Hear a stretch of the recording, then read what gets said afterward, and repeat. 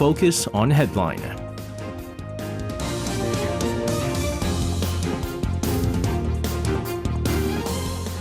All right, let's take a look at what major issues are making the headlines today on Focus on Headline. For this, joining us in the studio today, we have our reporters in Yoon Hae-jung and Chang-hana. Guys, welcome back. Good evening. Good evening to you guys. We are going to start off issues regarding the World Scout Jamboree. We know that although over the weekend, the government has decided that they're going to continue on with the campsite over in Saemangeum. However, with the Typhoon Khanun approaching the Korean Peninsula, we're expecting heavy rain nationwide starting tomorrow. We do know that the Scout participants have headed off to different locations across the country here. They do also have a number of other cultural activities that they are planning to take part in. Hae-jung, give us the updates on the World Scout Jamboree. Sure. After spending most of the World Scout Jamboree in the intense heat, Scout members are now making themselves comfortable in their new homes, and a variety of tourism programs are being put on for the participants who decided to leave the Saemangeum camping site. After leaving Saemangeum, some 10,000 Scouts arrived in the Chungcheong province region. They will be staying in dormitories, temples, and corporate training centers away from the scorching heat and the typhoon that's headed towards Korea.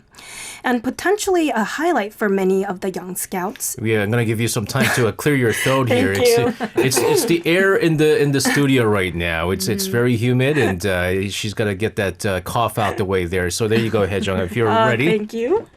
So a highlight for many of the young Scouts is the upcoming K-pop concert that will now be held at the Seoul World Cup Stadium this Friday. Now, according to the Culture Ministry on Tuesday, the decision to move the concert from Jeju World Cup Stadium to the Seoul World Cup Stadium was made with the stadium's proximity to the Jamboree participants' new accommodation and security in mind. The Seoul World Cup Stadium will host both the K-pop concert and the closing ceremony. And Hana will have more on this, but some of the biggest K-pop artists are scheduled to perform in the stadium. Now, to give you a picture of some of the activities the Scouts are enjoying, the Ministry of Patriots and Veterans Affairs on Tuesday launched a 3-day peace camp for British Scouts as one of the alternative programs.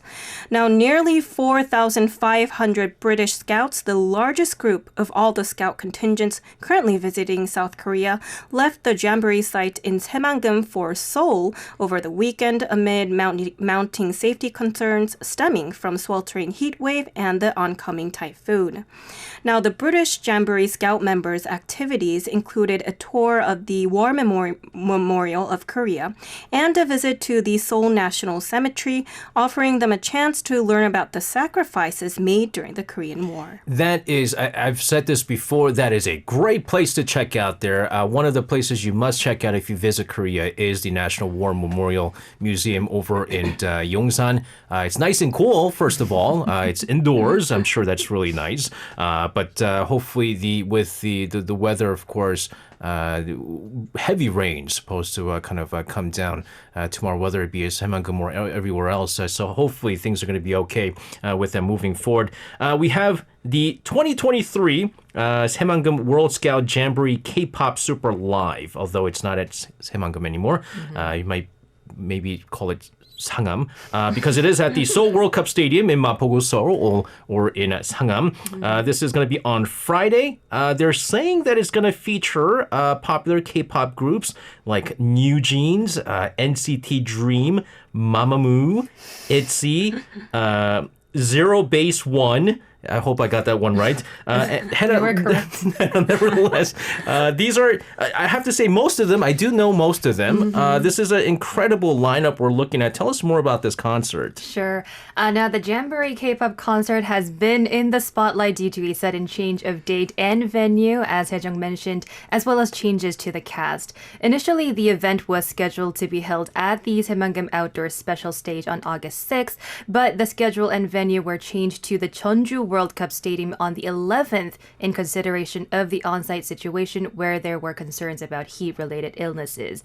And then the venue changed to the Seoul World Cup Stadium after Typhoon Khanun was predicted to veer west and pass over the Saemangeum campsite, contrary to initial forecasts. Now, Zero Base one of the initially casted boy band group, was unclear if they would be attending due to a delayed performance date, but after the venue was set to be in Seoul, they said that they will attend.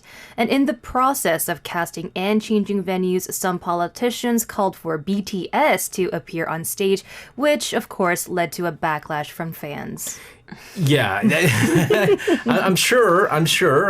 For the Scout members, many of them seeing BTS would be a nice morale boost, considering all the things that they've gone through. But you have to take into consideration, I believe 2 of them are in the military right now, and one is preparing to go into the military. And so I'm not sure if BTS can really come together for this. But I have to say, the lineup is incredible. I think initially when they were supposed to have the K-pop concert on the 6th, the biggest name I saw was IVE, I think. But because of the scheduling conflicts, obviously they had to really change things. And I mean, still, this is an incredible lineup that you're having. New Jeans, if I know them, they're pretty big, is what I'm going to say. So I know that these Scout members have gone through a lot over the past week or so. And really, I'm sure many of them are K-pop fans, and they have an opportunity to check out some of the biggest names in K-pop. And so hopefully this will be a nice morale boost and a nice way to finish the World Scout Jamboree. But we also have to talk about what is concerning for everyone, and that is the Typhoon Khanun, which is forecast to not only impact the World Scout Jamboree, but really impact flights, sea routes connecting Jeju and other parts of Korea.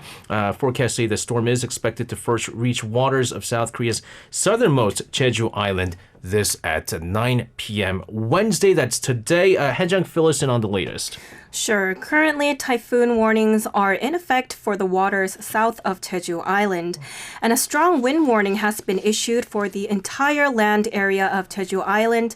And a heavy rain warning is in effect for the mountainous areas as well. As such, Typhoon Khanun has canceled many flights between Jeju and other parts of Korea, and sea routes have been cut off as well. Jeju International Airport reported that out of the 492 flights scheduled for the day, about 137 had been canceled as of 1 p.m. today. Now, the situation is pretty much similar for the sea routes as well, as the Jeju Maritime Management Division of the Busan Regional Office of Oceans and Fisheries have evacuated all ships yesterday after meeting with related organizations and closed the city's ports from 8 p.m. onwards. And as a result, passenger ships traveling to and from Jeju came to a halt, and operations are expected to resume starting the 11th when the area is out of the typhoon's path. Yeah, and we have to take into consideration that the end of July and beginning of August is usually a peak vacation season for everybody. And I know that despite the fact that it's been super hot nationwide, and I'm sure it's been even hotter over down in Jeju, there have been a lot of people going in and out of Jeju during this peak summer vacation season. And so if you're traveling around the region, I hope you guys are safe, and especially because we have a number of listeners down in Jeju. We hope to give you guys the latest updates on the weather forecast. Continue to tune in to Arirang Radio, where our news announcers will give you the latest emergency reports on that front. And I'm sure because of the devastation caused by the heavy rain during the recent monsoon season, the government is really gearing up for this typhoon. We have President Yoon Suk Yeol holding an emergency meeting with the heads of related ministries, calling them to do all they can to prepare for this typhoon. Now, let's get more on this. Right. Government authorities held a Central Disaster and Safety Countermeasures headquarters meeting on Tuesday to discuss prevention measures. It raised its 4-tier typhoon alert level to the highest serious and initiated a level 3 emergency operation of the disaster response headquarters, which is also the highest. Officials called for all-out measures and regular checks on areas and facilities vulnerable to the rain, such as reservoirs, riversides, and underground parking lots. The Ministry of of Employment and Labor also announced today that it will mobilize manpower and resources to guide and inspect key industrial sites to prevent potential damage. Officials from 48 local government labor offices, the Korea Occupational Safety and Health Agency, and private disaster prevention organizations will be mobilized for the special inspection. The ministry also requested all work to be stopped if there seems to be an imminent danger from the typhoon. It also emphasized the need to take safety measures against strong wind, damage, floods, electric shocks, and landslides. Yeah, it's a little bit concerning with this. Initially, when we were talking about Typhoon Khanun, I don't know if our listeners remember our report on this. We're saying that the route was not something that was fixed. It was unpredictable. We know that it was going to come by through Okinawa, or was it Okinawa? Japan, and then they didn't know whether or not it was going to hit South Korea. And we're saying that if it does reach South Korea, it would be at the earliest last weekend or sometime this week. It's moving a little bit slower towards here, and eventually it is going to hit South Korea and even Seoul, I believe, despite the fact that it's kind of pushing towards its central east. It's kind of going through the east, leaning a little bit more towards the EC, but still Seoul is going to be heavily impacted by this. I was looking at the weather forecast, something like about 15 millimeters of rain per hour in some parts of the day tomorrow with high wind speed. So if you guys are in the region, please, especially if you're on the road, drive carefully because we're expecting strong winds here. And you look at what happened over in Japan before it reached South Korea. Strong winds of more than 40 meters per second. Heavy rain falling in the Kyushu region this morning under the influence of Typhoon Khanun. Again, as it's moving northward to the Korean peninsula.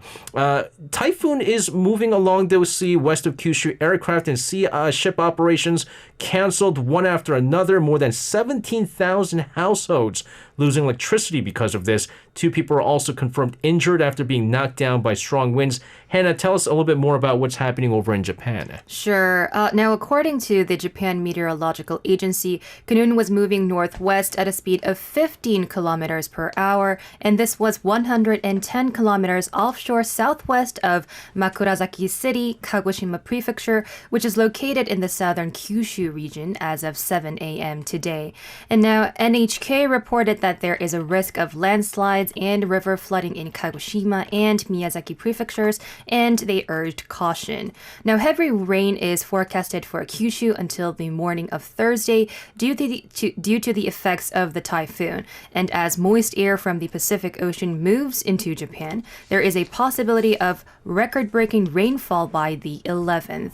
And flights to and from airports in Kagoshima and Miyazaki prefectures were canceled for the day, while some limited express trains and many ships traveling to and from Kyushu's islands were also suspended. Now, Khanun is expected to make landfall on the southern coast of the Korean peninsula at 6 a.m. on the 10th after passing west of Tsushima Island. Yeah, it's the way that it's moving is kind of interesting what they're saying, because initial reports were that it was going to arrive near Busan area on Thursday, that's the 10th at around 9 p.m. And now they're saying that it's going to arrive a lot earlier than anticipated here. And so, so we have to, again, hope for the best, and we're hoping that not a lot of damages, not a lot of casualties come from this, as again, this is coming shortly after what really was a very devastating monsoon season that we experienced here in the country. Let's move on to domestic politics. A preliminary review was held today to determine the candidates. President Yoon Suk Yeol's third special pardon, this for the Liberation Day of Korea on August 15th. A number of people from the political and business community being mentioned as potential people to get pardoned by President Yoon Suk Yeol. Haejung, let's get more on this. Right. The Ministry of Justice has begun a review of candidates for what would be a third round of special pardons by President Yoon Suk Yeol around the time of Liberation Day next week. Starting 10 a.m. today, the ministry convened the Pardon Review Committee today to deliberate on candidacy for the pardons and reinstatements to be recommended to the president.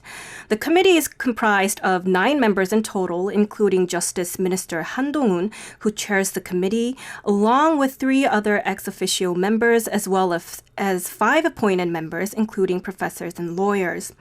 The Pardon Review Committee selects the candidates of pardons and reinstatements and reports to President Yoon, who is the pardoner. The State Council then votes on who will be eligible for the pardons and reinstatements. Now, in the legal and business circle, there are speculations that the business people who were excluded from the last New Year's pardon will be the candidates. Back then, politicians such as former President Lee Myung-bak and former governor of Gyeongsang-namdo Province Kim Kyung-soo were on the list. Also, a number of people from the business community that were convicted for bribery in the former Park Geun-hye administration's influence peddling scandal also speculated to be considered as well. This includes Choi Ji-sung, the former head of Samsung Electronics, now dissolved Future Strategy Office, and Chang Chung-gi, his former deputy. These two were each sentenced 2 years and 6 months in prison by the Korean Supreme Court in 2021 for bribing former President Park and Choi Soon-sil, but were paroled in March last year.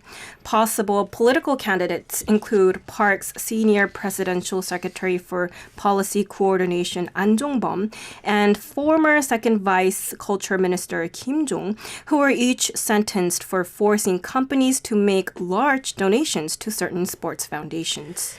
Let's, of course, continue to talk about President Yoon Suk Yeol because he did return from his summer vacation, I believe a day earlier, because of a number of things obviously happening here in the country. You have the Jamboree issue, we have Typhoon Khanun, we have other issues that brought him back from his summer vacation a day earlier. President Yoon Suk Yeol chairing a meeting on revamping South Korea's military forces in order to deter any attack from North Korea. Hannah, tell us more about this. Sure. Now, faced with unprecedented danger from a nuclear North Korea, President Yoon Suk Yeol says South Korea must strengthen its military power, including through offensive drone capabilities to thwart and deter any form of attack. Now, presiding over a meeting of the Defense Innovation Committee on Wednesday, Yoon said North Korea is quickly developing asymmetric capabilities in nuclear weapons, missiles, cyberspace, and unmanned aerial devices, vehicles, making it the South's utmost priority to revamp its military strategy and operational concepts. So Yoon said the South Korean military must be transformed into a strong, formidable force, particularly with the drone operations command to be established next month. Now, Pyongyang in December last year flew 5 drones across the inter-Korean border, with one device even breaching the no-fly zone surrounding the presidential office in central Seoul. And since then, the military has scrambled to set up a drone command under the president's orders, with a law passed in June to establish the body, which will execute both defensive and offensive military operations. And Yoon highlighted the effective use of the military budget in the country's midterm defense plan to best reinforce the country's deterrence in response to North Korea's threats. Now, this comes as the Defense Innovation Committee's vice chair, retired 4-star General Kim Kwan-shin, warned that North Korea's nuclear capabilities make today the most dangerous point in time since the Korean War, making it necessary to prepare for various scenarios involving Pyongyang's use of nuclear weapons. Now, countermeasures discussed included prioritizing the strengthening of Seoul's 3-axis system to prevent, preempt, defend, and retaliate against North Korea's attacks, and the deployment of U.S. strategic nuclear assets to the Korean Peninsula. Now, the chair of the Joint Chiefs of Staff, Kim Seung-gyum, pledged to develop plans and procedures to integrate South Korea's conventional capabilities and the United States' extended deterrence. And this marks the committee's second meeting since its launch in May, tasked with fostering defense innovation, promoting public-private cooperation, and securing a budget to build a stronger military based on cutting-edge technologies. Yeah, so the defense against drone technology, North Korea Korea's drone technology is quite an interesting one because just like Hannah mentioned late last year, we had those drones coming in at the time. There were some criticism as to why they were not able to bring down the drones. Others were saying that it was very dangerous to shoot down the drones, considering that they were flying over residential areas, and any misses, of course, could lead to some significant damages to the residential area. But also during the recent military parade over in Pyongyang for the so-called Victory Day over in North Korea, they showcased a lot of these new drone technology. And so the consensus right now is that although North Korea is going to continue to, provoke South Korea, U.S., and maybe even Japan with their short-range ballistic missile, intercontinental ballistic missile, even submarine-launched ballistic missiles, and so forth, that there could be these drone intrusions moving forward, which is the reason why North Korea was showcasing their drone technology. So not a bad idea to have these drone defense, capabilities here in South Korea. Let's talk economy, because this is really concerning. South Korea's on-year job growth slowing for the fourth consecutive month in July, with the fewest number of jobs being added in 29 months. This amid sluggish employment in the manufacturing and construction sector as well. Haejung, break down the numbers for us. Sure. The number of employed people came to 28.68 million in July, up around 211,000 from a year earlier, according to the data compiled by Statistics Korea. South Korea's on-year job addition slowed for 9 consecutive months through February before rebounding in March, when they rose 469,000 on year. The growth, however, has continued to slow since April. Positions for those aged 60 and above rose 298,000, with those for people in their 50s increasing 61,000. The number of jobs for people in their 20s and 40s, on the other hand, dropped 128,000 and 61,000 over the period, respectively. Now, by sector, the number of jobs in the welfare and social service segment moved up 145,000, and those in the accommodation and restaurant sector increased 125,000 as more people returned to pre-pandemic normalcy. However, the number of jobs that recorded a downfall was the construction industry, and the manufacturing sector's position fell 35,000, marking 7 consecutive months of decline. The agricultural industry also saw the number of positions decline to 42,000. And according to a Statistics Korea agency official, the number of jobs continued to rise overall due to the rising demand for caretaking services and increasing outdoor activities. But heavy rains and the sluggish construction industry, however, led to the lower growth compared to the previous month. The finance ministry also added that South Korea is expected to maintain stable jobs data down the road, supported by service and healthcare sectors. But the margin of growth is expected to slow down the road following the sluggish performance of construction and manufacturing sectors, and pointed out harsh weather conditions in August, such as the heat wave and typhoons, which are set to weigh down the employment in the agricultural industry. This the job employment situation right now here in the country is really, really concerning. Again, you have to take into consideration, every month we talk about this, and every month we talk about how positions for those aged 60 and above are rising. Now, that means that there's just a whole lot of part-time jobs that are available. And also, you have to take into consider, why do these people in their 60s who should be retired taking these part-time jobs? It shows you that financially they're not stable enough. They're looking for these jobs. And so it shows you the whole pension system is a little bit flawed here. But the jobs available for those in their 20s is also very concerning, because what I heard these days, what kids are doing is, instead of quickly graduating from university and finding a job after graduating university, what they're doing is they're taking like a semester off or like a year off to find internship. And so that after they graduate, it kind of links to them, and they have that job available for them. The problem right now is that even internships are hard to come by. And so these kids in their 20s who are maybe a semester or two away from graduating, they're having a hard time finding internships. So this is not a very rosy outlook for the employment status for those in their 20s, not to mention 30s. It's been on a decline as well. 40s, I think it was it 40s? Was it up, I believe, a little bit? It's only going up substantially for those in their 50s and 60s, the later age groups. And, of course, they're mostly part-time jobs as well. Let's move on, talk about police investigating an email. This threatened to carry out a murder and bomb attack against Lee Jae-myung, who is the leader of the Democratic Party of Korea. Hannah, what's this about? Okay, now to briefly go over what happened. According to the police and Secretariat of the National Assembly on August 8th, an email was sent to several Seoul officials at 12:30 a.m. the previous day, stating that kill Democratic Party representative Lee Jae-myung. If you don't do it by 3:34 p.m. on August 9th, we will detonate a time bomb.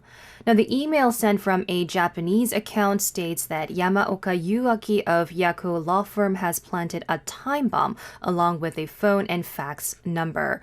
Now, the range of the bomb is 334 meters from a library in downtown Seoul, but the blackmailer who wrote the email did not specify the library at all. So the police received a call about the email at 4:45 p.m. and deployed a commando EOD unit to the National Assembly to detect explosive. And the Seoul Namdaemun police station is tracking the internet IP address from which the email was sent. And it was confirmed that the email was sent from an account in the name of a law firm that actually does exist in Japan. And the names mentioned in the email, including Yamaoka Yuaki and Karasawa Takahiro, they have been verified as Japanese lawyers.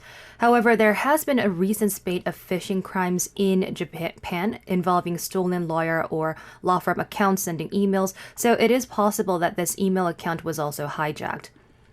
And in fact, the Taichi-Dokyo Bar Association warned people on its website to be on the lookout for scams, citing the name of law firm that was used in this threatening email. Yeah, I'm sure that lawyers would not be involved with this, and they might be purposely using Japanese names for this. But again, we've talked about a lot of these threatening posts on the internet. It's also even more, I guess, alarming when you're having these murder threats to a politician, and not to mention talking about how they're going to be detonating a bomb in downtown Seoul there. So hopefully they'll be able to track this down and find out who's responsible for this. Moving on here, we have the Polish Defense Ministry, who said that it'll be sending reinforcements to the country's frontier with Belarus. Poland saying that the move comes amid a renewed rise in illegal border crossings aided by the Belarusian border guards, and this after soldiers from the mercenary Wagner group appeared near the frontier as well. Haejung, tell us about what's going on over there. Well, state-run news agency PAP reported Tuesday that Warsaw agreed to send additional troops to the border with Belarus following a request from the Border Guard Service. Poland's Border Guard Service asked the Defense Ministry to send an additional 1,000 troops to the border amid an increase in attempts to illegally cross the frontier. Some 2,000 troop soldiers are currently operating on the border with Belarus, assisting 5,000 border guards. The Defense Ministry attributed the decision to the escalating tensions on the Polish-Belarusian border. So far this year, 19,000 people have attempted to illegally cross the Polish-Belarusian border compared to 16,000 last year. And in recent weeks, soldiers from the Wagner mercenary group have appeared near the border, a development Poland said was aimed at destabilizing the situation on NATO's eastern flank. Like Poland, Lithuania, and Latvia, both NATO allies and members of the European Union, which share borders with Belarus, are also concerned about the presence of the mercenary groups in Belarus. Now, in response, Germany has offered to extend the deployment of 3 Patriot air defense systems to Poland until the end of the year, as previously Berlin delivered the missile batteries to Poland in January as a part of a broader effort by NATO to strengthen its eastern flank in the wake of Vladimir Putin's full-scale invasion of Ukraine. Yeah, that area is, there's a lot of tensions, and we talked about this earlier this week, how Poland's President Andrzej Duda was supposed to be coming to South Korea it's kind of like the passing of the torch, like you see like in the Olympics, and the next World Scout Jamboree is going to take place in northern Poland, I believe. And so the Polish president was supposed to come and maybe hold talks with President Yoon Suk Yeol as well, and that was canceled, citing, of course, the tensions right now with Belarus. So hopefully nothing does, I guess, blow up over there. We're going to move on here, talk about North Korea and Russia. We've been seeing, and we talked about this during the so-called Victory Day celebrations that North Korea was doing while we were kind of commemorating Armistice Day. We know that Russian Defense Minister Sergei Shoigu was in Pyongyang looking at the number of weapons and so forth. And the fact that the defense minister of Russia was at this event kind of signaled that maybe these two sides are trying to work together militarily. That's the big concerns. In fact, we talked about because the prolonged war over in Ukraine, Russia might be running out of ammunitions. Maybe they're trying to get some help from North Korea, and maybe North Korea is already providing weapons to Russia. Well, in response, the U.S. has issued very strong warnings in regards to this. Hannah, fill us in on this. Sure.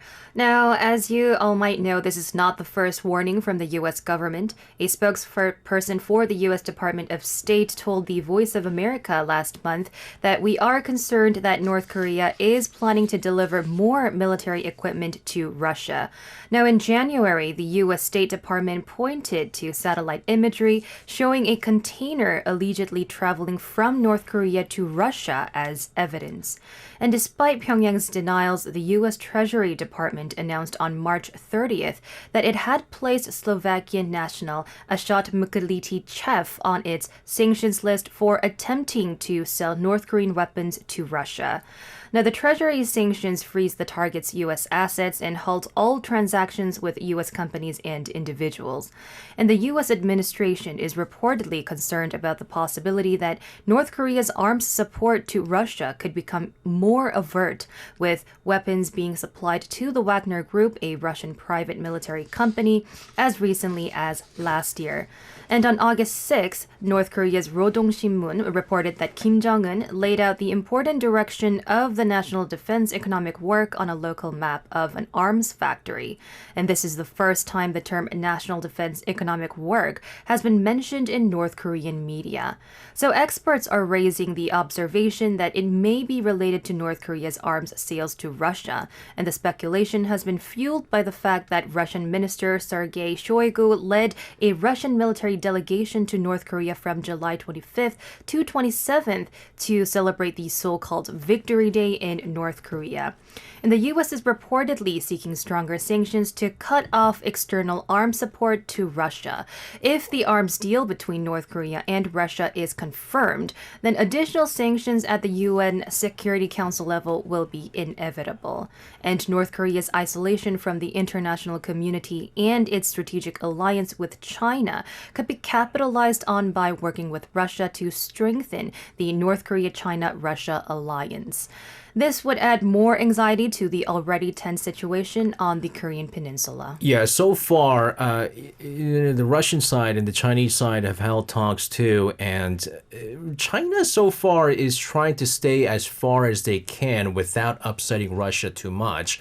And so the biggest fear amongst the United States, Ukraine, all the allies there is that China starts supplying and assisting Russia with weapons. And Russia is basically going, listen, I mean, the U.S. is giving all these weapons to Ukraine, including the cluster bombs, which is, I mean, it's a highly controversial weapon there. Why not? Why can't we get any weapons from our allies was the big thing, but China's still being very cautious. There's already talks, I mean, and the whole thing with the UN Security Council sanctions is that you have China there. That's probably what Russia was saying anyways. It's like, listen, you probably can't even sell us weapons, but the least you can do is veto any of these UN Security Council resolutions that could be slapped on us, and we're fair game is what it is. And so there's been already speculations. There's been people saying that they had, I think the U.S. came out and said that they had evidence that they were using North Korean ammunitions, and they got drones from like Iran and stuff like that. But I don't know. Nothing was really proven, to be honest with you. And this is could be, again, very concerning if you have Russia, North Korea, China teaming together. And slowly this could be signs that it's a World War III moving forward. And that's, of course, the last thing that we need right now. Moving on, South Korea, they're going to be participating in a working group tasked with implementing a peace plan. This proposed by Ukrainian President Vladimir Zelensky. Hajung, you're going to wrap us up. Tell us more about this. Right. The decision came while National Security Advisor Cho Tae-yong was visiting Saudi Arabia last weekend to take part in multinational peace talks concerning Ukraine. The meeting was attended by the national security advisors of 45 nations, with most of them expressing their commitment to ending the war in Ukraine and quickly restoring peace in the country. Now, President Zelensky's peace plan, known as the Peace Formula, comprises 10 points calling for radiation and nuclear safety, food and energy security, and the release of all prisoners and deportees, among other things. The establishment of a working group to handle the implementation of the peace formula was discussed during the Saudi Arabia meeting, and participants at the meeting also agreed to continue discussions on holding a similar gathering in the future. Now, in the long run, the Korean government hopes that participating in this framework will help Korean companies participate in the massive reconstruction project after the end of the war in Ukraine. And this is, of course, the big thing, right? There's already been talks about some of these companies that have signed MOUs for the reconstruction plan. And remember, the reconstruction plan is going to be massive.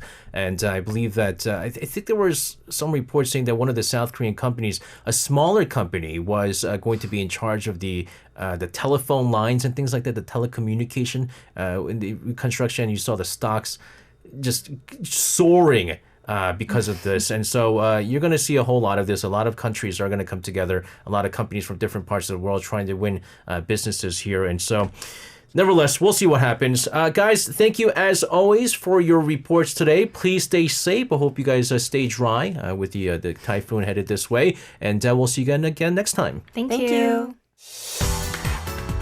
You can listen to Korea Now with me, SJ Lee, by downloading the Arirang radio application or tune in online by visiting www.arirangradio.com. So make sure you tune in Mondays through Fridays, 6 p.m. to 8 p.m. Korea time.